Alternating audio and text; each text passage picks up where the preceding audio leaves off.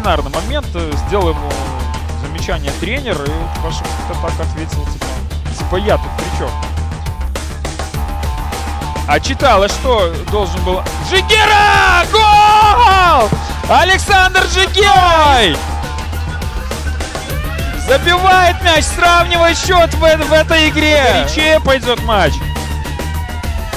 Я думаю, единички на табло в 11-м. Защитника Луча. Нарушения правил там не было. Иванов неудачная срезка. Мукам на границе штрафной. Врывается Мукам. Можно пробить! Гол! Мукам забивает второй мяч. Нормальная концовка, но меньше 10 минут. У нас остается до финального свистка Андрею. Вот еще один стандарт. Опять один игрок. Слуцкая, это Котов 2-0 на 9-й минуте.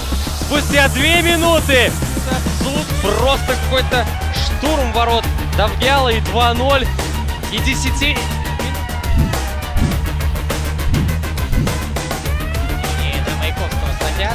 И Витя с торпедо Минск, но... И 5-0! Бабко, ну что? И капитан Слуцка доводит счет до неприличного. Уже и ни в какие ворота это не лезет. 5-0! Полная капитуляция.